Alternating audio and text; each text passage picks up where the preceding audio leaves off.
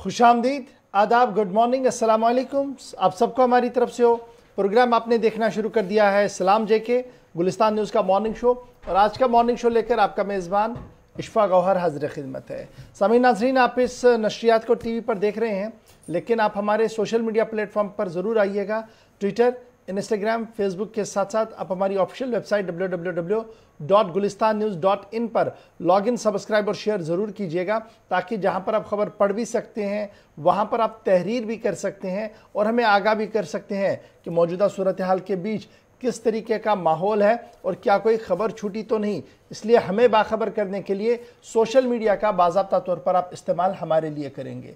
और आज जब हम खबरों का आगाज़ करेंगे तो बात सीधी बात है, बड़ी बात जो अफ़गानिस्तान इस वक्त बड़ा मसला है, वहाँ की सूरत हाल से आपको रूबरू करवाएंगे। मुल्क के अंदर अफ़गानिस्तान की सूरत हाल को देखते हुए क्या कुछ होने जा रहा है उस पर गुफ्तगू करेंगे, और फिर जम्मू कश्मीर की मौजूदा सियासी, समाजी और इक़्तिसादी सूरत हाल के हवाले से आपको रूबरू करवाएंगे। आपको बताएंगे कि एक के बाद एक कमेटी जो इस वक्त जम्मू कश्मीर के दौरे पर है, उनका मकसद क्या है, मतन क्या है और आने वाला हदफ उनके लिए क्या कुछ हो सकता है और सरकार क्या कुछ करने जा रही है। इसके लिए 10 बजे तक का प्रोग्राम आपके साथ रहेगा। 9:40 पर आप और हम बात करेंगे, ऑटोमेटिकली हमारी फ़ोन लाइन्स खुल जाएंगी, आप हमसे बात करेंगे और अपने मसाइल भी हुकूमत तक उठाने की कोशिश करेंगे हम, ताकि आपके मसले का हल हो। लेकिन प्रोग्राम के फॉर्मेट के हिसाब से सबसे पहले आपको मिलवाते चले कि दिल्ली स्टूडियो में मेरे साथ ज्वाइन कर चुके हैं आसिफ रशीद। बहुत शुक्रिया आसिफ।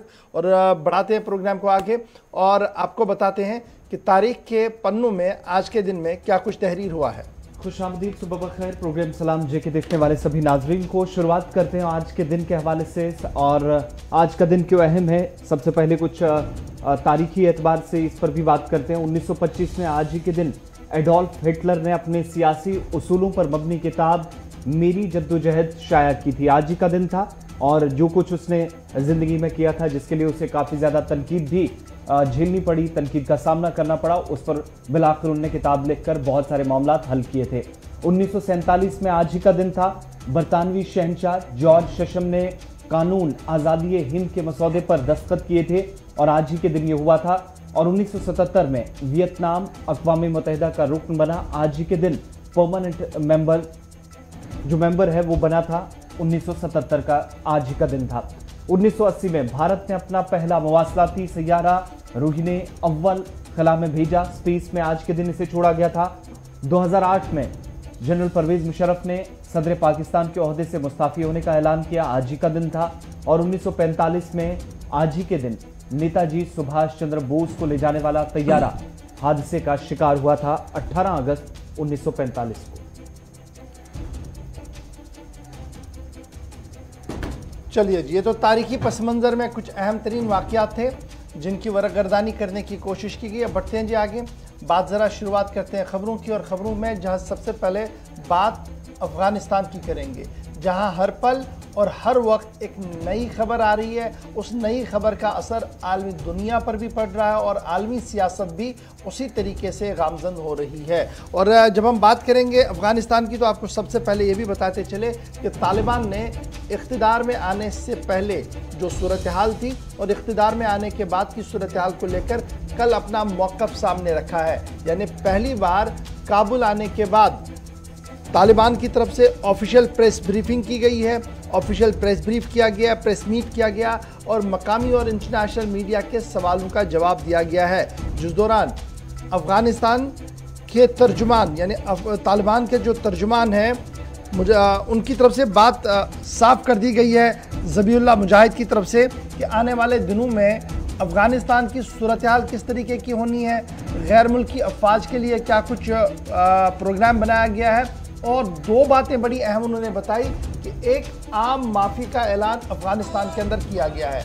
ये आम माफ़ी का ऐलान सिर्फ मकामी बाशिंदों के लिए कर दिया गया है, इसकी उन्होंने वजाहत कर दी है और कहा है कि तालिबान की तरफ से किसी किस्म का हथियार उन लोगों के खिलाफ यानी आम अफगानियों के खिलाफ नहीं उठेगा। और दूसरी जो इम्पॉर्टेंट बात है, जो लगातार वेस्टर्न मीडिया और ज़राए ब्लॉग से पूछा जा रहा था और जिसको लेकर कल भी अक़वाम मुत्तहिदा के अंदर बहस हुई थी कि ख़वातीन पर जो ज़ुल्म और तशद्दुद सन 1996 और उसके आसपास देखने को मिला था, क्या वैसा ही माहौल होगा। तो उस पर उन्होंने कल साफ कर दिया कि इस्लामिक कवानीन के मुताबिक, शरिया के मुताबिक ख़वातीन अपना काम करेंगी और दफ्तर भी जाएंगी, कॉलेज यूनिवर्सिटी में दरस भी होगा और साथ साथ तमाम निज़ाम में वो बाज़ाब्ता तौर पर शरीक रहेंगी। एक तो उसकी वजाहत उनकी तरफ से आ गई है।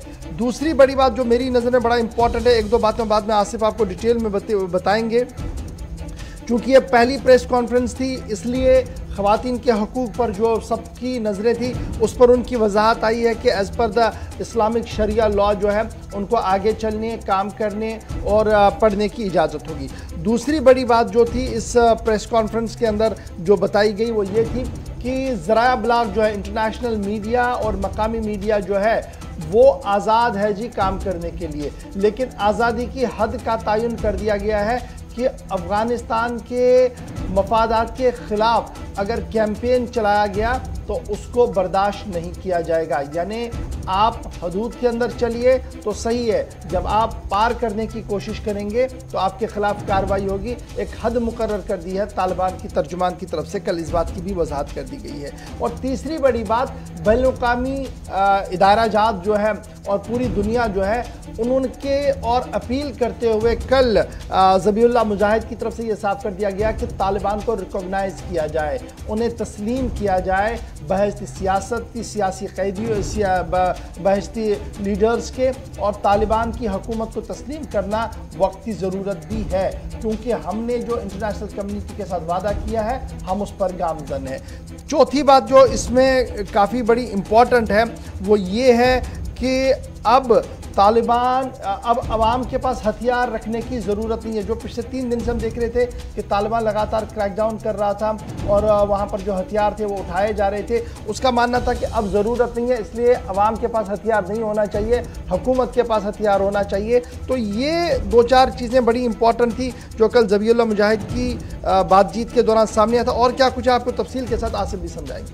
बिल्कुल, बड़ी बात ये थी चूँकि एक तो ये कि इस वक्त जो अफरा तफरी का आलम अफगानिस्तान के अंदर ख़ास तौर से काबुल शहर के अंदर देखा गया, सफारत खाने बंद और अपने जो अमले थे मुख्तलिफ मालिक भारत समेत वापस ले आया है। उन तमाम चीज़ों पर क्लियरेंस देते हुए तालिबान की तरफ से तो साफ कर दिया गया है कि सफारत खाने हों, सरकारी दफातर हों, जो लोग काम कर रहे थे उनकी हिफाजत का जिम्मा तालिबान ने उठाया है। तालिबान में फ़र्क है, इस चीज़ को समझना होगा। पहली प्रेस कॉन्फ्रेंस थी और पहली बार इंटरनेशनल और जो मकामी मीडिया थे उसके सवालों का जवाब देते हुए इस पर क्लियरेंस दे दिया गया कि सफारत खानों को बंद करने की ज़रूरत नहीं है। जो यहाँ काम करेंगे जिम्मेदारी तालिबान की होगी, वो उन तमाम लोगों को हिफाजत देंगे। दूसरी बड़ी बात, मुकम्मल यकीन दहानी कराई गई है कि ख़वातीन को लेकर जो मुसलसल सवालात पूछे जा रहे थे कि आया उनको नई हुकूमत का हिस्सा बनाया जा सकता है या नहीं। एक तो ये कि प्रेस कॉन्फ्रेंस में जिस चीज़ का खास तौर से जिक्र हुआ कि शरीयत के मुताबिक उनके बुनियादी हुकूक जो हैं वो उनको दिए जाएंगे, उससे बिल्कुल भी वो महरूम नहीं रहेंगी। ये यकीन दहानी तालिबान तर्जुमान ज़बीहुल्लाह मुजाहिद की तरफ से करवाई गई है। और इस प्रेस कॉन्फ्रेंस का सबसे अहम हिस्सा ये भी था कि सियासत हो, तालीम हो, तिजारत हो, हर जगह ख़वातीन से भी ये अपील की गई है कि वो आगे आएँ। जो ख़वातीन इस वक्त अफगानिस्तान के इस निज़ाम का हिस्सा बनना चाहती हैं, मुल्क की हुकूमत में शामिल होना चाहती हैं, वो आ सकती हैं। जहाँ पर बाहर के लोगों को हुकूमत में शामिल करने की बात गुज़श्ता रोज़ कही गई थी, वहीं उसके बाद ख़वातीन जो मकामी सतह पर काम करना चाहती हैं, और ख़वातीन कैसे काम करेंगी, शायद इसकी एक मिसाल ये भी, जहाँ पर कल पहला जो नेशनल टेलीविज़न पर अफगानिस्तान के अंदर इंटरव्यू नश्र किया गया तालिबान तर्जुमान का, उसमें भी एक खातून एंकर की तरफ से उनका इंटरव्यू किया गया, जिसके बाद काफ़ी हद तक उस सोच में तब्दीली आई है जिसे लेकर सवाल उठाए जा रहे थे कि ख़वातीन को शायद अब बात करने का भी मौका ना मिले। चौथी बड़ी बात, जो गैर मुल्की लोग हैं इस वक्त अफगानिस्तान से निकल चुके हैं, वापस अगर वो आना चाहते हैं तो इस प्रेस कॉन्फ्रेंस में साफ कर दिया गया। एक तो अफगानिस्तान के अंदर जितनी कंपनीज के अंदर वो काम कर रहे थे, नौकरियां कर रहे थे, वो इनकी बहिफाजत वापस होनी चाहिए, होगी, उसकी भी जिम्मेदारी ली गई है। और अगर बाहर से वापस आके आप दोबारा इन कंपनियों में काम करना चाहते हैं तो वहाँ पर भी हिफाजत का जिम्मा तालिबान का होगा, ये साफ कर दिया गया है। काबुल और उसके आसपास के शहरों में जितने भी लोग हैं, 2 दिनों से एक और खबर काफ़ी ज़्यादा गर्दिश कर रही थी कि सर्च ऑपरेशन या तलाशी कार्रवाइयाँ बड़े पैमाने पर रिहायशी इलाकों के अंदर शुरू की गई हैं। तो उस पर एक सवाल के जवाब में तालिबान तर्जुमान की तरफ से कहा गया कि ये सिर्फ और सिर्फ आम शहरियों की हिफाजत को यकीनी बनाने के लिए इकदाम है। जिस शहरी के पास हथियार था उनको सीधे तौर पर कह दिया गया है कि वो हथियार सरकार के पास, सरकारी नुमाइंदों के पास जमा करा दें और कहीं पर वो लड़ने का मूड ना बनाएं। अगर ऐसा होता है तो अमन कानून की सूरत हाल खराब करने की ये बराबर होगा, इसलिए तमाम शहरियों को पहले अपील की गई है। जी, इसमें जो कल इस प्रेस कॉन्फ्रेंस के अंदर कहा गया वो बड़ी इंपॉर्टेंट बात ये थी कि अफगानिस्तान की ज़मीन को इस्तेमाल करने नहीं दिया जाएगा। अब किसके लिए इस्तेमाल करने नहीं दिया जाएगा? दूसरे मुल्क के अंदर खुराफात या दहशतगर्दाना कार्रवाइयों के लिए अपनी इस अफगानिस्तान की सरजमीन को इस्तेमाल करने नहीं दिया जाएगा। ये एक बड़ी कमिटमेंट है और इस कमिटमेंट पर कितना काम होता है ये देखने वाली बात होती है। ये तो बात थी जनाब ज़बीउल्लाह मुजाहिद की प्रेस कॉन्फ्रेंस की, लेकिन आलमी दुनिया के अंदर यानी पूरी दुनिया के अंदर क्या कुछ हो रहा है? अमेरिका अफगानिस्तान में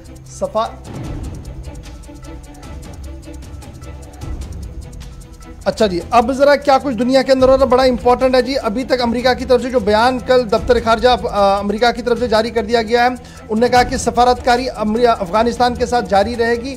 31 अगस्त के बाद यानी 31 अगस्त तक रोका गया है पूरा मामला। 31 अगस्त के बाद सफारतकारी के मामले में और तेज़ी आ सकती है। अमेरिका के स्टेट डिपार्टमेंट का बड़ा बयान आया है। साथ साथ ये भी अमेरिका की तरफ से साफ कर दिया गया कि 3200 लोग जो अफगानिस्तान के अंदर थे अभी तक इवैक्यूएट किए गए हैं, वहाँ से बाहर निकाले गए हैं। कुछ और लोगों को वहाँ पर रुकना है। और अब जो और ख़बरें इसके साथ आ रही हैं वो बड़ी अहम है कि अक़वाम मुत्तहिदा का इंसानी हकूक़ काउंसिल का इजलास मुनक्किद होने जा रहा है और अक़वाम मुत्तहिदा का इंसानी हकूक़ काउंसिल का खुसूसी इजलास 24 अगस्त को होना है। यानी आज 18 है और अब 24 अगस्त को ये इजलास होगा। और जब ये 24 अगस्त को इजलास होगा तो यहाँ पर क्या कुछ है? अफगानिस्तान महव मरकज़ रहेगा। अफगानिस्तान के लिए इस खुसूसी इजलास को तलब किया गया है, जहाँ पर UN ह्यूमन राइट काउंसिल का खुसूसी इजलास 24 अगस्त को होगा अफगानिस्तान के लिए। और इसके साथ साथ अक़वाम मुत्तहिदा United Nation human rights council ने ये जो स्पेशल सेशन बुलाया है, इसमें पहली बार अफगानिस्तान की तरफ से नुमाइंदगी भी हो सकती है। माना जा रहा है कि तालिबान भी अपने नुमाइंदगी को वहाँ पर भेज सकते हैं। वो वहाँ पर बात करेंगे, अगरचे इस पर अभी अक़वाम मुत्तहिदा की कोई वजाहत नहीं आई है, लेकिन इस तरीके की बातें जो है वो मीडिया के अंदर चल रही है। और जब हम ये बात बता रहे हैं आपको, तो उसके बाद क्या कुछ और चल रहा है वो भी बड़ा इंपॉर्टेंट है। यूके की तरफ से ये साफ कर दिया गया कि वो तकरीबन 20,000 अफगानियों को ब्रिटेन के अंदर रवां साल के दौरान आने की इजाज़त देगा। यानी ब्रिटिश हुकूमत, बरतानिया की जो हुकूमत है वो 20,000 अफगानियों को सेटल करेगा, यानी उन्हें रिफ्यूजी तस्लीम करते हुए उन्हें वहाँ पर आने की इजाज़त दी जाएगी। 20,000 अफगानी अब यूके जाएंगे। इस सिलसिले में राह को हमवार कर दिया गया है और हुकूमत की तरफ से ये ऐलान कर दिया गया है। उसके बाद US प्रेसिडेंट और यूके के जो वज़ीर आज़म हैं उन्होंने G7 समिट इजलास बुलाने पर भी मंजूरी दे दी है, यानी हामी भर ली है। अमेरिका और यूके ने G7 समिट को बुलाने का मन बना लिया है और ये समिट अफगानिस्तान के हवाले से होगी। जो बिडेन और यूके के वज़ीर आज़म बोरिस जॉनसन ने इस बात पर वो मुत्तफिक हुए हैं कि वर्चुअल मीटिंग होगी G7 मुल्कों की और यहाँ पर अफगानिस्तान की मौजूदा सूरत हाल को डिस्कस किया जाएगा। ये बड़ा इंपॉर्टेंट है। अब आप देख सकते हैं सिचुएशन अफगानिस्तान के अंदर इमर्ज हुई है और कहाँ पर इसका रिपल्शंस देखने को मिला और कहाँ पर मीटिंग का सिलसिला तेज़ होगा। अब अक़वाम मुत्तहिदा का इजलास बराए इंसानी हकूक़ को भी तलब कर दिया गया है। G7 इजलास होगा और इस G7 समिट वर्चुअल समिट के अंदर अफगानिस्तान महव मरकज़ होगा, यहाँ पर जो है वो बात होगी। उसके साथ साथ जब हम वज़ीर ख़ारजा की बात करते हैं जो इस वक्त अमेरिका UN के अंदर मौजूद है, तो इस वक्त की बड़ी खबर ये भी आ रही है कि वज़ीर ख़ारजा डॉक्टर जयशंकर ने अक़वाम मुत्तहिदा के सेक्रेटरी जनरल के साथ 1-to-1 मुलाकात की है और उस दो मुलाकात के दौरान मौजूदा सूरत हाल जो अफ़गानिस्तान की है, भारत के जो खदशात हैं उस पर तबादला ख्याल किया गया है। एंटनी गटरेस और डॉक्टर जयशंकर के बीच तकरीबन 70 मिनट तक मुलाकात हुई है और इस मुलाकात के दौरान Afghanistan main point of agenda था, जिसको लेकर बातचीत जो है वो की गई है। इधर अमेरिका के बाद अगर हम अक़वाम मुत्तहिदा की बात करें तो अक़वाम मुत्तहिदा इन दिनों काफ़ी सरगर्म अफगानिस्तान के हवाले से दिख रहा है। इसके बाद जी अब जब हम आपको बता रहे हैं कि आलमी दुनिया में क्या कुछ हो रहा है, तो याद रखिएगा कि काउंसिल का इजलास 24 तारीख की डेट अब फाइनल हो गई है। जैसे मैंने आपको पहले कह दिया था कि UN ह्यूमन राइट्स काउंसिल का इजलास होगा, डेट 24 तारीख की उसकी भी फाइनल हो गई है। अब कनाडा का बयान भी सामने आया है। आसिफ, बड़ा इंपॉर्टेंट ये है, और जहां हमने देखा कि रूस ने क्या कहा कि वो तालिबान की हुकूमत को तस्लीम करेगा जी, तालिबान अपनी इस्टेब्लिशमेंट को जाहिर करे, और चीन ने क्या कहा कि वो तालिबान की इस्टेब्लिशमेंट को हुकूमत को तस्लीम करेगा, नाम लेकर कहा। पाकिस्तान ने कहा कि वो वेट एंड वॉच करेंगे जी, सिचुएशन कैसी बनती है, भारत सरकार का मौका अपना है, और अमेरिका की सफारतकारी 20 तारीख के बाद आगे बढ़नी है। लेकिन कनाडा की तरफ से क्या कुछ कहा गया, उन्होंने साफ कर दिया है कि वो तालिबान की हुकूमत को तस्लीम नहीं करेंगे। कनाडा की तरफ से ये साफ कर दिया गया है, कनाडा के वज़ीर आज़म की तरफ से ये साफ कर दिया गया कि उनके पास कोई भी ऐसा मंसूबा या कोई प्लान इस वक्त ज़ेर गौर नहीं है जिसके तहत अफगानिस्तान की मौजूदा सेटअप, तालिबान सेटअप को वो तस्लीम करेंगे। ये तालिबान के हवाले से खबर इस वक्त आ रही है जी कनाडा से, जहां पर उन्होंने साफ कर दिया कि वो इसको नहीं मानेंगे। अब ये क्यों नहीं मानेंगे? कनाडा जो है वो फाउंडर मेंबर है जी नेटो का, और नेटो अफवाज का एक बहुत बड़ा रोल अफगानिस्तान के अंदर रहा है, और इंटरनेशनल सिक्योरिटी असिस्टेंस के तौर पर अफगानिस्तान के अंदर वो साल 2001 से लगातार वहाँ पर बने रहे थे। और एक मुहतात रिपोर्ट के मुताबिक तकरीबन 150 से ज़्यादा कैनेडियन फौजी जो हैं वो मारे गए थे अफगानिस्तान के अंदर, और इसी को बुनियाद बनाते हुए फ़िलहाल कनाडा के वज़ीर आज़म ने ये बात साफ कर दी है कि वो तालिबान को तस्लीम नहीं करेंगे जी। तो ये तो बात थी जनाब, आलमी बरादरी किस तरीके से इसको देख रही है। लेकिन अफगानिस्तान के हवाले से आज का दिन बड़ा इंपॉर्टेंट है। क्यों वो इंपॉर्टेंट है? क्योंकि अब मुल्ला बरादर्स की आमद कंधार के अंदर होनी है 20 साल के बाद। बिल्कुल, ये पहली मर्तबा हुआ है जब मुल्ला अब्दुल गनी बरादर तकरीबन 20 वर्षों में पहली बार वापस अफगानिस्तान लौटे हों, और बरादर को अहम जिम्मेदारी मिल सकती है, उनके बाकी जो साथी हैं उनको भी बड़ी जिम्मेदारी दी जा सकती है, इस तरह की खबर है। और ये पहला मौका होगा जब से दोहा और काबुल के दरमियान मुज़ाकरात की कोशिश हो रही थी, हालात को बेहतर करने की कोशिश हो रही थी, इन सब के बीच में ये पहला ऐसा मौका है जब वो कंधार पहुंच गए अपने साथियों समेत। लेकिन मुल्ला अब्दुल गनी बरादर के मुतालिक ये भी बताया जाता है कि कंधार में बैठकर हो सकता है कि काबुल के बदले कंधार में बैठकर वो निज़ाम को चलाएं, इस तरह का फैसला तालिबान कर सकती है। उन्हें मुस्तकबिल में सबसे बड़ा लीडर जो है वो घोषित किया जा सकता है, उनके नाम का ऐलान हो सकता है। हालांकि ऑफिशियल कंफर्मेशन होना भी बाकी है, लेकिन कंधार से भी निज़ाम चल सकता है जब तक मुकम्मल तौर पर हालात जो है वो कंट्रोल में ना हो जाए काबुल के अंदर, जहां पर इस वक्त लगातार बातचीत चल रही है। दोनों महाज पर सियासी उमूर हों या फिर दीगर मामलात हों, उन पर अलग अलग करके बात देते हैं। कंधार के बाद वो काबुल आ चुके हैं, बस इस तरीके की खबर भी डेवलप हो रही है कि वो काबुल बिल्कुल पहुंच चुके हैं जी, और इस्टेब्लिशमेंट के साथ मिलकर, यानी जो तालिबान का अपना इस्टेब्लिशमेंट है उनके साथ मिलकर आज एक नशिस्त वहां पर होनी है, जिसके बाद बाज़ाब्ता तौर पर सदर, नायब सदर और इंटरीम हुकूमत का ऐलान किया जा सकता है। ये तालिबान के हवाले से एक बड़ी खबर इस वक्त सामने आ रही है। अफगानिस्तान की सियासत के हवाले से बड़ी खबर सामने आ रही है कि तालिबान के सबसे बड़े लीडर जो हैं वो काबुल पहुंच चुके हैं, और मुल्ला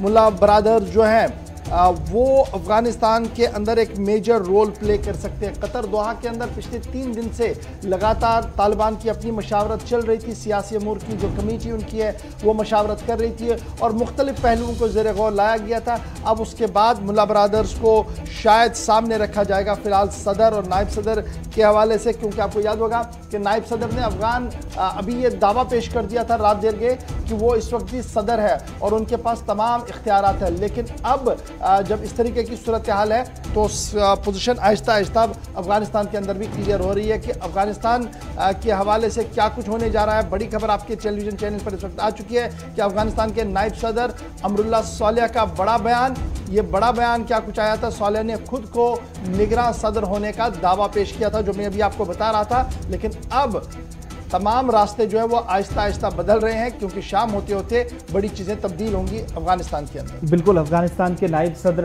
रहे अमरुल्लाह सालेह और आज भी वो निगरां सदर होने का दावा कर रहे हैं और ट्वीट करके भी उन्होंने एक बार फिर दावा किया। और ये दावा कब हुआ है? जब अशरफ गनी मुल्क छोड़ चुके हैं। उनकी तरफ से भी ट्वीट में दावा किया गया कि मुल्क के मुख्तलिफ शख्सियात के साथ, कुछ लीडरान के साथ वो राब्ते में हैं और उनके इत्तेफाक के बाद वो हो सकता है आगे का ऐलान करें, लेकिन अफगानिस्तान को आज के वक्त में हम वियतनाम नहीं बनने देंगे, हम सब अफगानियों की जिम्मेदारी है, जो ट्वीट में इस वक्त अमरुल्लाह सालेह कह रहे हैं। हालांकि उनके ट्वीट पर तालिबान की तरफ से कोई रिएक्शन नहीं आया, लेकिन मुख्तलिफ हिस्सों से इस वक्त जो रिएक्शन उनके जो ट्विटर पर रिट्वीट करके दिए जा रहे हैं, उसमें ये तो बताया जा रहा है कि इस वक्त सदर की जो जिम्मेदारी थी वो तो नहीं निभा सके, लेकिन खुद को निगरान सदर होने का दावा उस वक्त किया जा रहा है जब मुकम्मल तौर पर उनके हाथ से इस वक्त कुर्सी जा चुकी है। ये दरअसल जब उन्होंने ये दावा पेश किया है, इसके पीछे एक दलील भी है, और वो दलील अफगानिस्तान का आईन है, कानून, और अफगानिस्तान के आईन की एतबार से जब सदर माजूल हो जाए, वो निकल जाए या किसी तरीके से वो ना हो, तो 24 घंटों के अंदर अंदर नायब सदर जो है वो सदर के इख्तियारात का इस्तेमाल कर सकता है। इसलिए वो खुद को निगरान सदर के हैसियत से जो है वो इस वक्त पेश करें। लेकिन लेटेस्ट वेट कि तालिबान का क्या कुछ इस पर मौक़िफ़ सामने आएगा। बढ़ते हैं जी आगे।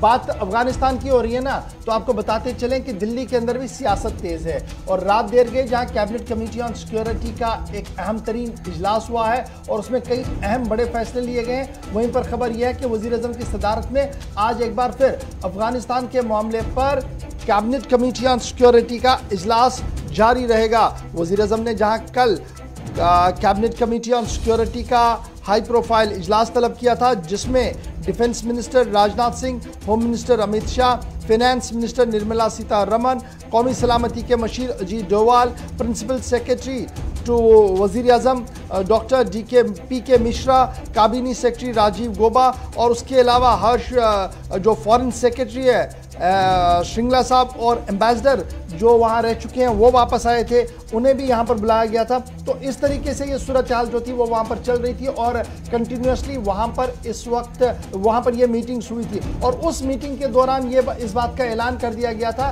कि अब जो इंडियंस हैं, जो भारतीय नजाद लोग वहाँ अफगानिस्तान के अंदर फंसे हैं, उन सब की बहिफाजत वापसी को यकीनी बनाया जाए। इंटरनल सिक्योरिटी का जो मैटर था उसको डिस्कस किया गया। एक्सटर्नल डायमेंशन जो होंगे तालिबान को लेकर उस पर भी बातचीत जो है वो की गई है और माना जा रहा है कि आज भी कैबिनेट कमेटी ऑन सिक्योरिटी का इजलास वज़ीर-ए-आज़म की सदारत में दिन में मुनक्किद होना है, जिसमें मजीद कुछ फैसले जो है वो बड़े फैसले लिए जाएंगे, जिसके बाद बाज़ाब्ता तौर पर ब्रीफिंग करके ये बताया जाएगा कि क्या कुछ कैबिनेट कमेटी ऑन सिक्योरिटी के अंदर फैसले लिए गए। बिल्कुल बड़ी बात ये भी इशफाक इसमें कही गई है, एक तो जो शहरियों को वापस लाने की बात हो रही, बहिफाजत वापस लाया जाएगा। तालिबान ने ज़रूर दूसरी तरफ तमाम लोगों की जिम्मेदारी ली है, किसी को कोई नुकसान नहीं होगा, लेकिन सरकार की तरफ से ये भी इस बात पर कल से ही डिस्कशन काफ़ी ज़्यादा चल रहा था, जो हिंदू या सिख अक़लियती फ़िरके के लोग हैं उन सभी की हिफाजत को यकीनी बनाना सरकार की तरजीहात में शामिल है और सरकार ने अब उनको पनाह देने के लिए तैयारी कर ली है और इसलिए आज की मीटिंग में हो सकता है कि इस पर हतमी फैसला लिया जा सकता है। जो कल चीज़ें डिस्कस हुई है उनमें टॉप ऑफ द एजेंडा ये रहा है कि वहाँ पर जो बाकी लोग हैं, सिख हैं, हिंदू हैं, उनको वापस हिंदुस्तान लाकर यहाँ की शहरियत देना कैसे उनको तरजीहात में शामिल किया जाए, इस पर डिस्कशन तकरीबन 30 से 35 मिनट चला है और आज दिन भर एक बार फिर 3:30 बजे के बाद मीटिंग होगी। वज़ीर-ए-आज़म दोबारा सदारत करेंगे और आज दोबारा मामलात वही डिस्कस होंगे, चूँकि कल मजीद 130 से ज़्यादा शहरियों को वापस हिंदुस्तान लाया जा चुका है और ITBP के एहलकार, डॉग स्क्वाड और जो सिफारती अमला था वो वापस हिंदुस्तान देर शाम पहुँच चुका है। जब हम वापसी की बात करते हैं तो जम्मू कश्मीर के भी लोग जो है वो कंधार के अंदर है, जिनमें 2 प्रोफेसर्स भी है और कुछ और लोग भी हैं। तो उस हवाले से भी कल लेफ्टिनेंट गवर्नर मनोज सिन्हा साहब का ट्वीट सामने आया, जिसमें उन्होंने कहा कि उन्होंने वज़ीर ममलिकत बराए खारजा के साथ बराबर राब्ते में है और उन्हें बहुत जल्द वापस लाया जाएगा। और इत्तला ये भी है कि कुछ लोग कल जामनगर गुजरात पहुंचे थे, जिसके बाद उन्हें दिल्ली भी लाया गया था, लेकिन अभी भी कुछ लोग जो है वो वहाँ पर फंसे हुए हैं, जिनकी इवैक्यूएशन के प्रोग्राम को हतमी शक्ल जो है वो दे दी गई है। ये वो ट्वीट है जो कल लेफ्टिनेंट गवर्नर मनोज सिन्हा साहब की तरफ से किया गया था। कुछ लोग भारत आ चुके हैं। अभी भी कुछ लोग हैं जो बाहर हैं, जिन्हें वापस लाने की कोशिशें तेज की जा रही हैं। बिल्कुल, इस सिलसिले में वी मुरलीधरन से भी बात की है, यानी वजारत खारजा के साथ भी बात हुई है। लेफ्टिनेंट गवर्नर की यकीन दहानी कराई गई है कि 2 जो प्रोफेसर और 1 में इनकी अहलिया भी, यानी कुल मिलाकर 3 लोग जो इस वक्त कंधार में, जो काबुल के अंदर इस वक्त हैं, और 2 यूनिवर्सिटीज़ के बख्तार यूनिवर्सिटी के अंदर इस वक्त पढ़ा भी रहे हैं, तदरीसी निज़ाम में खिदमत अंजाम दे रहे हैं, लेकिन उन सभी लोगों को बहिफाजत वापस लाया जाएगा, ये यकीन दहानी। और कल ही जहां पर अहले खाना की तरफ से अपील की गई थी, तो चंद मिनटों के बाद ही लेफ्टिनेंट गवर्नर का ट्वीट सामने आया जिसमें उन्होंने सरकार के नोटिस में बात लाई है, और ये भी यकीन दिलाया गया है कि यहाँ वापस लाना नहीं, बल्कि जहां पर वो अफगानिस्तान में इस वक्त है, वहां पर इस वक्त आज के दिन में कोई परेशानी उन्हें नहीं है। चलिए जी, बढ़ते हैं जी आगे। अब जरा अफगानिस्तान के बात करते हैं दिल्ली की एक और सियासत की, और बात करते हैं अवामी राब्ता साइट फेसबुक की, क्योंकि फेसबुक ने महाज खोल दिया है जी राहुल गांधी को लेकर। जहां हमने गुज़श्ता दिनों ही आपको बताया था कि फेसबुक की तरफ से एक तहरीरी खत जाएगा, और वो खत चला गया है राहुल गांधी को। और ये नोटिस जब राहुल गांधी को गया है तो उसमें उनसे वजाहत मांगी गई है कि किस तरीके से उन्होंने सोशल मीडिया साइट का गलत इस्तेमाल किया है, और क्यों उनके खिलाफ कार्रवाई सोशल मीडिया की तरफ से ना की जाए। राहुल गांधी, आपको याद होगा कि पहले ट्विटर पर, उसके बाद इंस्टाग्राम पर, और फिर फेसबुक पर, अब ये उनको दूसरा नोटिस है समाजी राब्ता साइटों की तरफ से जब दिए जा रहे हैं। तो राहुल गांधी की तरफ से दरअसल दिल्ली के अंदर असमत रिजी का एक केस हुआ था, जिसमें एक बच्ची को निशाना बनाया गया था, और उस बच्ची का चूँकि कवायद ज़वाबित की खिलाफ वर्जी हुई थी, बहुत सारे लोगों ने समाजी राब्ता साइटों पर बच्ची की और उसके घर वालों की तस्वीर शेयर कर दी थी, और राहुल गांधी भी उन्हीं लोगों में शामिल थे जिनने ट्वीट करके सरकार को हद से तनकीद बनाया था। राहुल गांधी की तरफ से बच्ची की तस्वीर शेयर की गई थी जो मुतासरा बच्ची थी, लेकिन उस रेप पीड़ित बच्ची जिसके साथ रेप हुआ था और उसके बाद कत्ल का मामला सामने आया, तो फेसबुक का ये पहली मर्तबा ऐसा है कि जब नोटिस लिया गया है। ट्विटर के तकरीबन 3 हफ्तों के बाद दोबारा अब मुश्किलें बढ़ी हैं राहुल गांधी की, जहां पर ट्विटर के सामने उन्होंने ट्विटर ने उनको ब्लॉक करके उसके बाद अनब्लॉक भी किया, लेकिन शर्त ये रखी थी कि वो अपना ट्वीट जो है वो हटाएं वहां से।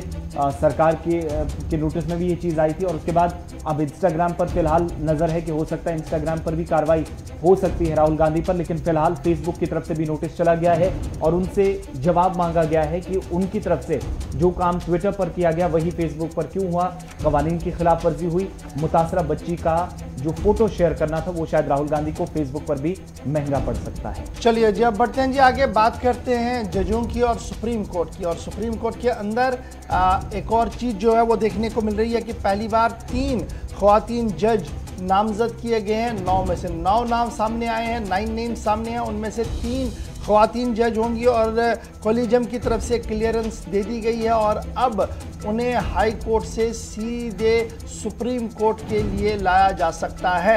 ये बात है, बड़ी इंपॉर्टेंट बात है जो ज़रा से हमारे पास सामने है कि कॉलेजियम ने पहली बार रिकमेंड किया है 3 ख्वातीन जज को। जस्टिस बीवी नागारत्ना जो कर्नाटका हाई कोर्ट की है, जस्टिस हिमा कोहली जो chief justice Telangana high court है, और जस्टिस बेला त्रिवेदी जो गुजरात हाई कोर्ट की है, कि उन्हें उनकी तकर्री हो, उनका तबादला किया जाए जी सुप्रीम कोर्ट के अंदर। ये कॉलेजियम की तरफ से जो है वो सरकार की तरफ से सरकार को दे दिया गया है। और ये ब्रेक थ्रू कब हुआ है जी, जब नरीमन साहब रिटायर हुए सुप्रीम कोर्ट के जज जो थे, उसके बाद लगातार ये चीज़ें सामने आ रही थी कि ख्वातीन जज में होनी चाहिए, और ये बड़े मामले पिछले कई दिनों से चल रहे थे। और उसी बीच अब ये मामला सामने आया है कि 9 नामों में से 3 ख्वातीन जज जो होंगी वो सुप्रीम कोर्ट के अंदर आएंगी, और इस सिलसिले में कॉलेजियम की तरफ से बाज़ाब्ता तौर पर सिफारिश जो है वो कर दी गई है, और बहुत जल्द मरकज़ी वजारत की तरफ से इसमें दस्तखत होगा, जिसके बाद सदर हिंद बाज़ाब्ता तौर पर ऑर्डर जारी करेंगे। और सुप्रीम कोर्ट के अंदर अब आप 3 नए चेहरे देखेंगे, और तीनों ख्वातीन होंगी 9 में से। और माना जा रहा है कि साल 2027 में ऐसा पहली मर्तबा होगा कि पहली खातून चीफ जस्टिस जो है वो भी मिल सकती हैं, और जो कॉलेजियम गया है सरकार को चीफ जस्टिस की तरफ से 9 नामों की जो सिफारिश हुई है, और अगर इनको भरा जाता है, हुकूमत अगर इन सिफारिशात को मंजूरी देती है, तो सभी मौजूदा जो खाली ओहदे हैं उनको भरकर कुल मिलाकर सुप्रीम कोर्ट के अंदर जजों की तादाद 33 हो जाएगी इस तरीके से, क्योंकि 9 नामों में से 3 ख्वातीन जजों के नाम हैं। और बताया जाता है कि पहली मर्तबा ऐसा होगा कि हो सकता है अगर सरकार सिफारिश को मंजूरी दे देती है तो साल 2027 में पहली खातून चीफ जस्टिस हिंदुस्तान को मिल सकती हैं। चलिए बढ़ते हैं आगे। बात दिल्ली यूनिवर्सिटी के हवाले से बताते हैं, चूंकि दाखिले मुसलसल हो रहे हैं और तालीमी सरगर्मियां आहिस्ता आहिस्ता शुरू करके तालीमी निज़ाम को पटरी पर लाने की कोशिश हो रही है और दिल्ली यूनिवर्सिटी में दाखिले का मामला जो है वो एक बार फिर सुर्खियों में है, क्योंकि अंडर ग्रेजुएट कोर्सेज का आगाज दिल्ली यूनिवर्सिटी की तरफ से किया जाएगा और इसके लिए कट ऑफ लिस्ट जो है या जो मेरिट लिस्ट जिसे आप कहते हैं 1 अक्टूबर को जारी कर दी जाएगी। अंडर ग्रेजुएट कोर्सेज के लिए जो मुतलका हुकाम की तरफ से जानकारी दी गई है, दिल्ली यूनिवर्सिटी के अंदर सीबीएसई कंपार्टमेंट एग्जामिनेशंस का इंतजार हो रहा था, ऑप्शनल एग्जाम्स थे और बाकी जितने भी एग्जाम्स होने थे उन सभी के खत्म होने के बाद ये फैसला लिया गया है और 8 से 10 सितंबर के बीच में कट ऑफ लिस्ट जो है वो पहले सरकार की तरफ से रखा गया था, जो कंसर्न डिपार्टमेंट है या दिल्ली यूनिवर्सिटी की हुकाम है उसकी तरफ से जारी की जानी थी, लेकिन उसके बाद अब आईटी टीम के साथ भी मुशावरत हुई है और दीगर जो मुतलकीन हैं उनके साथ मुशावरत करने के बाद हतमी फैसला लिया जाएगा आईटी और बाकी जो इदारे हैं उन सभी के साथ, क्योंकि जितने भी कोर्सेज के लिए अप्लाई करने वाले उम्मीदवार हैं, जो नए तलबा आएंगे, नए दाखिले होंगे, उन सभी लोगों का पिछला रिजल्ट क्लियर होना चाहिए था और कोविड की वजह से कुछ इम्तिहानात नहीं हो पाए। ये भी है ना कि अंडर ग्रेजुएट कोर्सेज के लिए जो टेस्ट था लगभग वो मुकम्मल हो जाएगा 2 दिन के अंदर अंदर और यही वजह है कि 8 से 10 सितंबर के बीच तक गैप जो है वो दे दिया गया है और उसके बाद ये कहा जा रहा है कि जनाब 1 अक्टूबर को बाज़ाब्ता तौर पर प्लान किया जा रहा है जी कि ये शुरू किया जाए, क्योंकि 2 और 3 को छुट्टी है और फिर 4 से बाज़ाब्ता तौर पर जो डीन एकेडमिक्स है उनका मानना है कि हम आगे सेशन को शुरू करेंगे। ये बड़ा इंपॉर्टेंट इसलिए भी है कि सीबीएसई और ये जो सीबीएसई का जो पैटर्न लास्ट टाइम एग्जामिनेशन का था, अब उसमें काफ़ी ज़्यादा क्लियरिटी लानी और आगे बढ़ना होगा, क्योंकि एनईटी और जेईई के इम्तिहानात भी जो है वो टाइम पर मुनक्किद होने हैं। तो इस हवाले से अब आहिस्ता आहिस्ता करके निज़ाम तालीम को बेहतर बनाना होगा। पहली कट आउट लिस्ट जो है वो 1 अक्टूबर को सामने आ सकती है। जम्मू कश्मीर के बहुत सारे तलबा ने इस बार एग्जामिनेशंस दिल्ली आके दिए हैं। उम्मीद करें, क्रॉस द फिंगर, दुआ कीजिएगा कि आप कहीं ना कहीं सिलेक्ट हो जाए और आपका नाम भी कहीं ना कहीं आए। तो 1 अक्टूबर को पहली लिस्ट दिल्ली यूनिवर्सिटी की सामने आएगी। नज़रें बनाए रखिएगा सोशल मीडिया पर भी और यूनिवर्सिटी की वेबसाइट पर भी। छोटे से ब्रेक के लिए रुक रहे हैं जी, ब्रेक के उस पार आएंगे तो आपको बताएंगे कि सरकार के लिए क्या हुक्म जारी हुआ है और ये हुक्म क्यों बड़ा इंपॉर्टेंट है, क्योंकि पिछले कई सालों से लगातार ये खबरें सामने आ रही थी कि सरकारी ज़मीनों पर या तो मस्जिद बनाया गया या कोई इदारा बनाया गया है और अब हुक्म क्या है ये बताएंगे आपको तफसील के साथ छोटे से ब्रेक के बाद।